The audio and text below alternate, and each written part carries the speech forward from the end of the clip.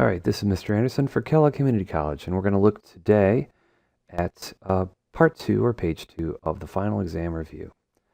So we're going to start off in chapter 2 here, where we're going to be just graphing something in slope-intercept form. Note that the slope is, since this is already in y equals mx plus b form, then finding the slope is pretty easy. That's the number in front of x. So the slope is negative 2/3. Please do not put an x here because the slope is the number in front of x, not actually including x. The y-intercept is going to be the point 0, -2 because that is the y-intercept there, and we do consider that a -2 because it's the same as writing plus -2.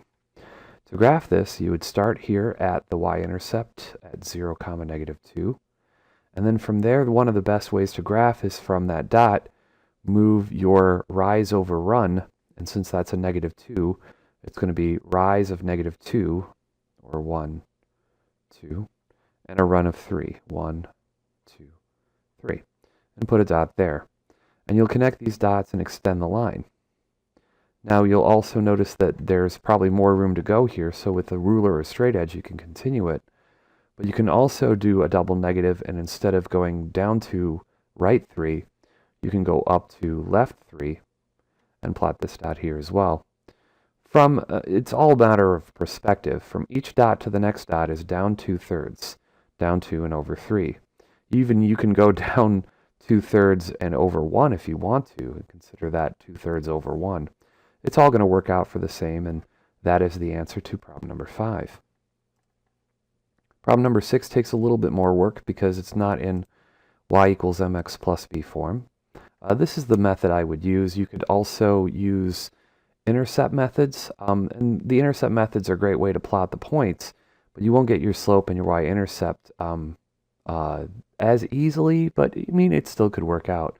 So let me show you both methods. First, I'm going to show you the slope intercept method, where you take your equation 2x minus 3y equals 6, and we're going to solve for y. Move the 2x to the other side, so 2y, or sorry, let me start over again. You move the 2x to the other side, so -3y is equal to -2x plus 6. Divide everything by -3. And then you get y is equal to 2/3. Notice this is positive this time, and this is going to be -2. So it's kind of neat that we had a 6 divided, yep, everything is going to work out here.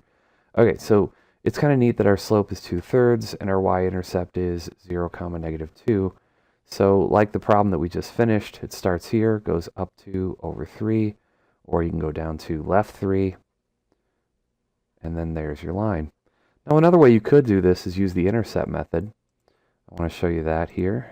And to do the intercept method, what you would do is you would make a table and put a 0 for x and a 0 for y.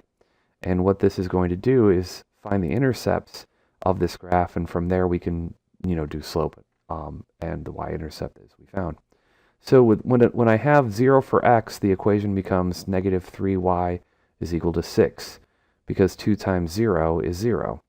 Then we divide both sides by -3, so we get an answer of 0, -2. So this becomes my y-intercept. As you see, we plot it right here. Then what I'm going to do is plug 0 in for my y, right here, and that's going to give me 2x is equal to 6, because -3 times 0 is 0.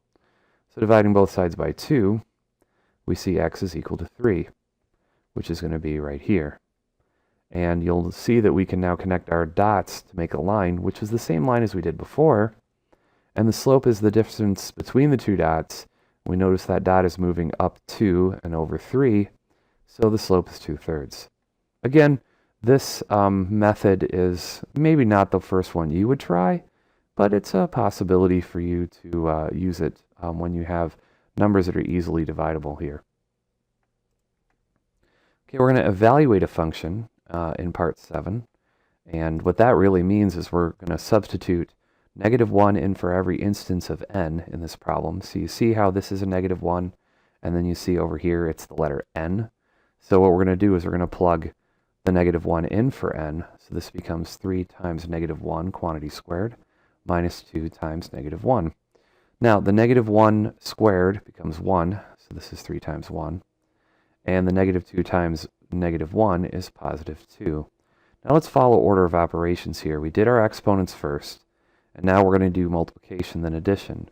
So this is going to be 3 plus 2, so g of negative 1 is equal to 5. So there's your answer there. G of negative 1 is equal to positive 5. And that's when you plug a negative 1 into the problem, you get an answer of positive 5. So our final problem today here, and just want to double check, make sure everything's going good here. What I want to do here is find slope, and I'm going to do so. Again, I'm looking at the key, but let's go look at the original problem here. Always good to make sure that I'm doing things right, not making a mistake here while making the video. Okay, so slope is going to be rise over run, delta y over delta x, which is another way of saying your y2 minus y1 over or x2 minus x1. These subscripts of subscript 2, subscript 1 just means to take things in order. You can actually choose the points in any order, but you have to keep in that same order. So you can go 8 minus negative 4, but then you're going to have to go 3 minus 9. And in fact, I do want to cover it that way just because I want you to see what happens when you have a double negative. Here I'm going to take my 8, so I'm going to take my y value there and subtract this y value here, minus negative 4. And then I'm going to take my x here. Since I started with my 8, I should start with my 3, and then subtract the 9. So what this means, 8 minus negative 4 is just another way of saying 8 plus 4. And then 3 minus 9 is down here. So this gives me an answer of 12, and this is negative 6. And it is very important to always reduce your slopes. And 12 divided by negative 6, the slope here, which is denoted by the letter m, is going to be negative 2. Please be aware that I would not accept negative 2 over 1. That's not a fully simplified answer. So again, here's some no-nos. So please don't do anything in this box with the sad face here. Don't leave something not reduced, like don't do 3/6 as a final answer. Make sure you take this to 1/2. Don't leave something with a double negative, like negative 4 over negative 5. Please make sure it's positive fourth this. And especially don't leave something over 1, like if you have a problem like 4 over 1, make sure that's equal to 4. Again, always reduce your problems here so you don't get points knocked off for not simplifying your problem enough. And finally, on the outside here, don't put 1x. Just write x. 1 times x is the same thing as x for the same reason that we don't put an answer like x plus 0. That really is x. So just please always simplify your answers with slopes and reduce fractions whenever you can. All right, thank you very much for watching.